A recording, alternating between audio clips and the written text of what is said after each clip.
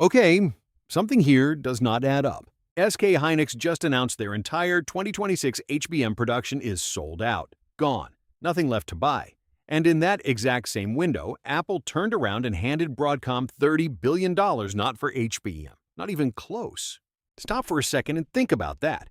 If HBM is this scarce, everyone should be lining up to buy it, right? Instead, one of the richest companies on the planet looked at that line, nudged and walked straight past it. Here's why that should matter to you.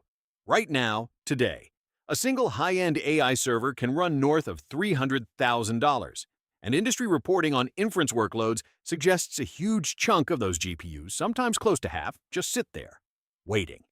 Not computing, waiting. That is not a rounding error. That is hundreds of thousands of dollars parked in a garage with the engine running and nobody driving. By the end of this video, that contradiction is going to make perfect sense, and it is going to change how you read every HBM headline from here on out.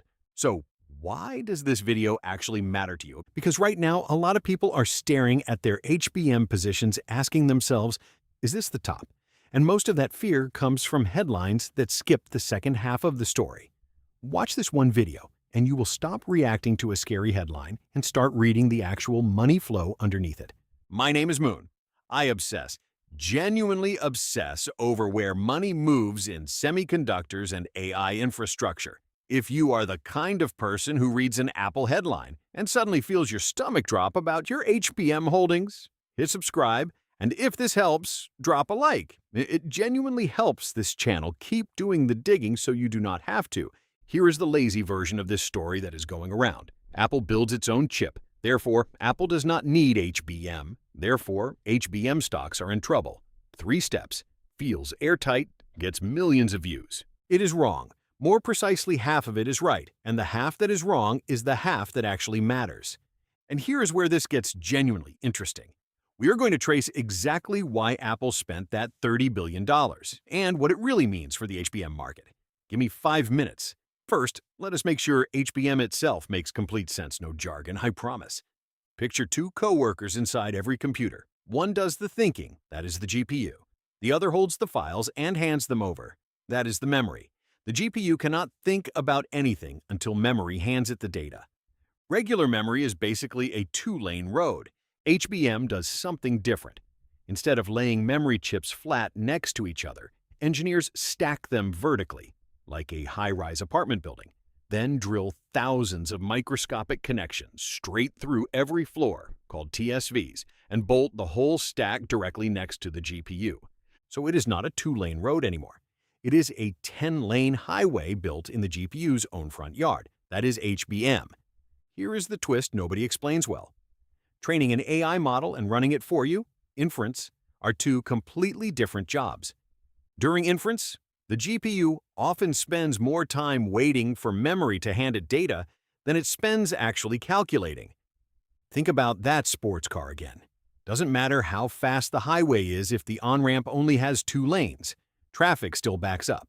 HBM can be the fastest highway in the world, and if the sheer volume of data outpaces even that, the GPU just sits there, idling, burning electricity, burning money. So the industry is attacking this from 2 directions. First, quantization. Think of it like vacuum sealing your moving boxes. Compress the data down, and that same highway suddenly carries a lot more per trip. Google, Meta, OpenAI, they are all pouring serious money into this right now. Second, interconnect technology. If one GPU cannot handle it alone, you build faster roads between GPUs so they can pass data back and forth instantly. And the company that is arguably the best in the world at designing exactly that kind of road network is Broadcom. Now, you can probably feel where this is going. Why Apple just called Broadcom back in. Here is what most people genuinely do not know: Apple has never used HBM. Not once. The memory inside every iPhone and every Mac is a completely different category called LPDDR. Low power, low cost. It is a big part of why your iPhone battery lasts as long as it does. So here is the thought creeping into your head right now. Wait, so LPDDR is just better than HBM? No, and this is exactly where you need to slow down. Without being LPDDR simply cannot move data as fast as HBM. The bandwidth is lower. And there is a harder limit hiding underneath that. AI models rely on something called a KV cache, a kind of short-term memory that holds the context of a conversation. LPDDR just does not have the container size to hold a large one. Translation: you cannot run a massive general-purpose frontier model entirely on LPDDR. That ceiling is real, and it is not going away. All right, watch this, because this is where that contradiction from the very beginning finally clicks into place. On July 8th, Apple extended its chip supply agreement with Broadcom through 2031 at a value north of $30 billion. The deal drives over 15 billion chips built on U.S. soil, plus an additional $1.5 billion investment into Broadcom's Colorado facility. But the wireless components are not actually the headline here. Buried inside that contract is Apple's very first dedicated data center AI server chip, codenamed Baltra. Built on TSMC's 3nm process, essentially a scaled-up server-grade version of the M5 Ultra that ships inside Mac Studio. And the goal behind the whole project is not subtle. Apple wants to minimize how dependent it is on NVIDIA GPUs. So here is the real story in one sentence. Apple did not walk away from HBM. Apple walked away from renting NVIDIA's entire GPU playbook and built its own lane instead, combining unified memory with Broadcom's Interconnect tech to run inference at exactly the scale Apple actually needs. Which means skhynix could sell out completely, and Apple could still spend $30 billion somewhere else, because they were never fighting over the same territory to begin with. Now, if your instinct right now is to sell every HBM position you own, stop. That would be a mistake, and here is why. Meta alone has guided toward $125 to $145 billion in AI infrastructure spending for 2026. Capital expenditure at that scale is exactly what anchors server DRAM and HBM demand for years, not months. And skhynix already confirmed its entire 2026 HBM output is sold out, with general DRAM inventory down to roughly 4 weeks of supply. Here's what most people are missing completely.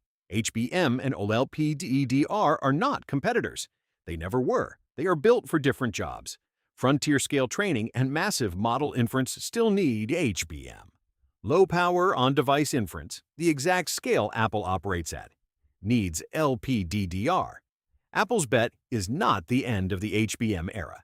It is proof that the AI memory market stopped having one single answer and started splitting into several correct ones. So, let us bring this all the way back home.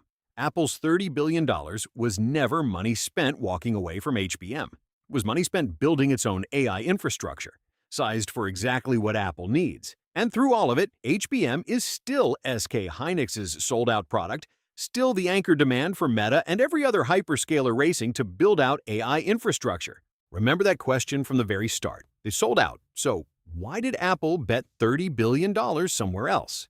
The answer is, both sides could win because they were never actually competing in the same arena. Apple in Apple's lane, HBM in its own. Do not let a scary headline make your decisions for you. The more dramatic the title, the more clicks it gets.